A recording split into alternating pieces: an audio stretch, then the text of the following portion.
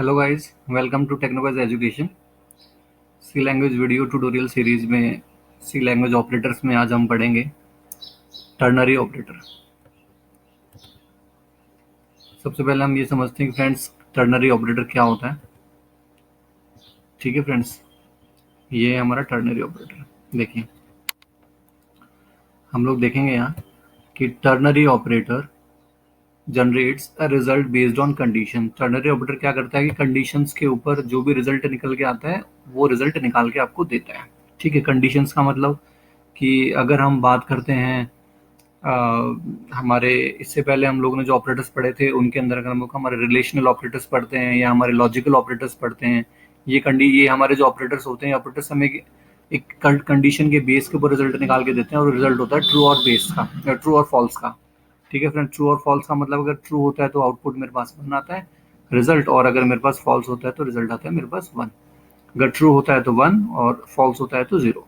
ठीक है friends, true की कंडीशन में 1 देता है और फॉल्स की कंडीशन में 0 देता है। ठीक है, तो टर्नरी ऑपरेटर नॉर्मली क्या करता है कि अगर हमें किसी एक पर्टिकुलर कंडीशन को चेक करना है कि वो ट्रू या फॉल्स है, तो हम लोग नॉर्मली टर्नरी ऑपरेटर को काम में लेते हैं। Ternary operator uses relational operators and logical operators to generate results. ठीक है, तो टर्नरी ऑपरेटर क्या करता है कि रिलेशनल ऑपरेटर और लॉजिकल ऑपरेटर को काम में लेते हैं। या तो हो सकता है कि अकेला रिलेशनल ऑपरेटर को काम में ले, या हो सकता है कि कॉम्बिनेशन हो रिलेशनल ऑपरेटर और लॉजिकल ऑपरेटर्स का कंडीशन को निकालने के लिए। ठीक है फ्रेंड्स, थर्ड कंडीशन क्या है कि ternary operator has 2 possibilities to show results. ठीक है, टर्नरी ऑपरेटर के पास 2 पॉसिबिलिटी होती है शो रिजल्ट करने के लिए। ठीक है, आपको बता देता हूँ मैं दोनों पॉसिबिलिटीज। एक पॉसिबिलिटी इसकी ये है और एक पॉसिबिलिटी इसकी ये है। बीच में फ्रेंड्स यहाँ पर कॉलन को काम में लिया गया है। ठीक है, कॉलन को बीच में काम में लिया गया है।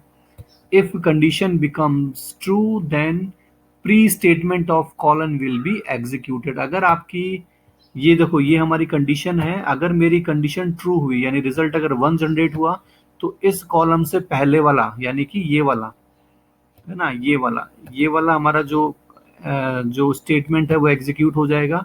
और अगर if condition becomes false then post statement of colon will be executed, यानी कॉलन के बाद का जो स्टेटमेंट है, ये वाला जो स्टेटमेंट है, ये वाला स्टेटमेंट एग्जीक्यूट हो जाएगा।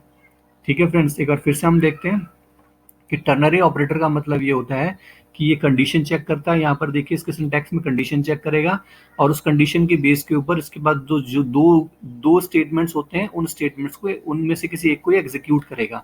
अगर कंडीशन इसकी ट्रू होगी, ट्रू यानी अगर 1 होगी तो ये फर्स्ट वाले स्टेटमेंट को एग्जीक्यूट करेगा, और अगर कंडीशन फॉल्स होगी तो ये सेकंड वाले कंडीशन को एग्जीक्यूट करेगा। यानी ट्रू की कंडीशन में इसको करेगा और फॉल्स की कंडीशन में ये इसको एग्जीक्यूट करेगा। ठीक है फ्रेंड्स, और ट्रू की कंडीशन में इसको एग्जीक्यूट करेगा। ठीक है, तो चलिए अब हम लोग यहाँ पर इस वाले प्रोग्राम को रन करवा के देखते हैं। ठीक है फ्रेंड्स, या फिर हम लोग ऐसा करते हैं साइज ऑफ ऑपरेटर भी देख लेते हैं।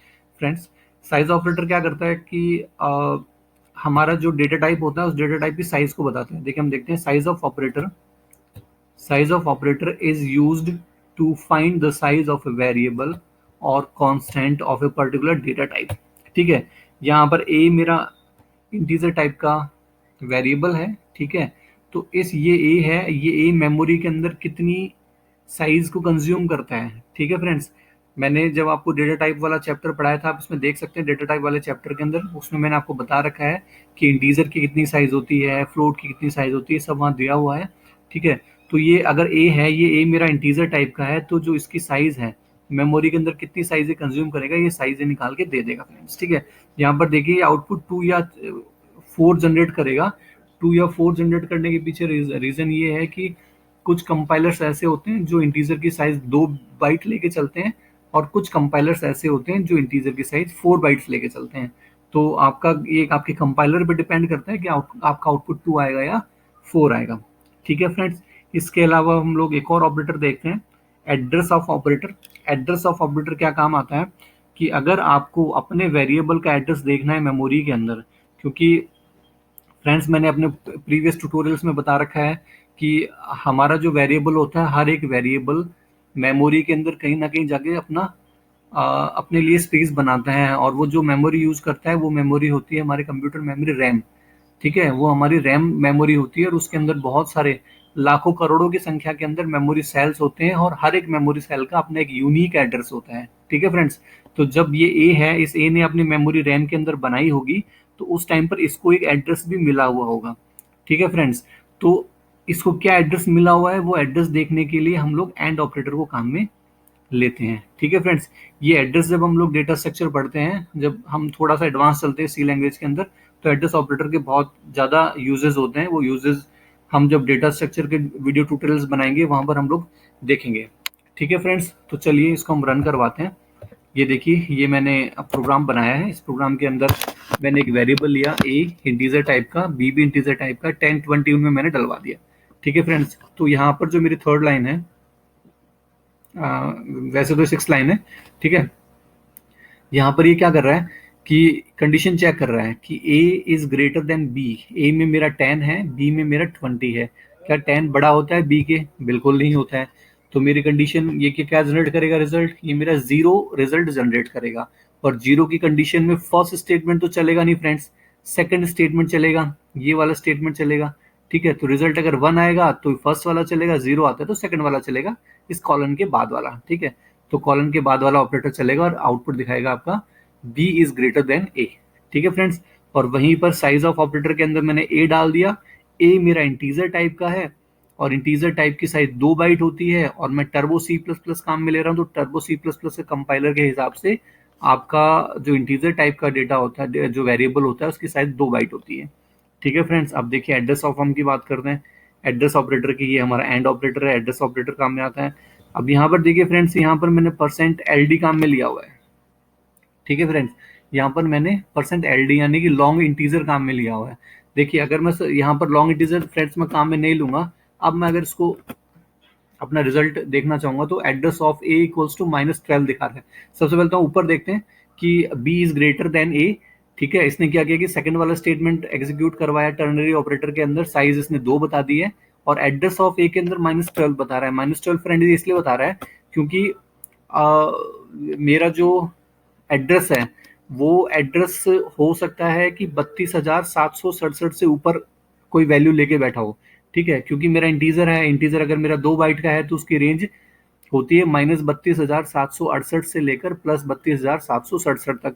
ठीक है, ये भी मैंने मेरे डेटा टाइप वाले जो चैप्टर है उसके अंदर बता रखा है फ्रेंड्स, कि कौन से डेटा टाइप की क्या रेंज होती है।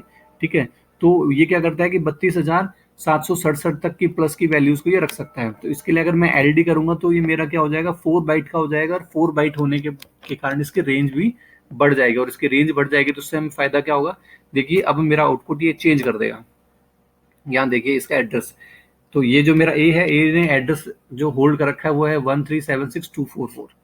ठीक है, तो मेमोरी के अंदर, रैम के अंदर इसका एड्रेस है वो है 1376244। ठीक है फ्रेंड्स, तो आज हम लोगों ने सीखा है ternary operator, size of operator, और address of operator. Size of operator friends मैं आपको बता देता हूँ कि कुछ लोग इसको फंक्शन मान लेते हैं, क्योंकि इसके आगे फंक्शन वाले जो हम लोगों ने ब्रैकेट्स पैरेंथेसिस लगा रखे हैं और उसके अंदर हमने ए लिखा हुआ है। एक्चुअली जो साइज ऑफ ऑपरेटर है, साइज ऑफ ऑपरेटर एक रिजर्व कीवर्ड है। ठीक है फ्रेंड्स, साइज ऑफ ऑपरेटर एक रिजर्व कीवर्ड्स है। वैसे हम लोग इसको ऑपरेटर्स के अंदर भी पढ़ते हैं, लेकिन ये फंक्शन बिल्कुल नहीं है, आप इसको फंक्शन ना बोलें। ठीक है फ्रेंड्स, आई होप आपको ये वीडियो पसंद आई होगी। अगर वीडियो पसंद आई तो आप मेरे चैनल को सब्सक्राइब कीजिए, मेरे वीडियोस को लाइक और शेयर कीजिए।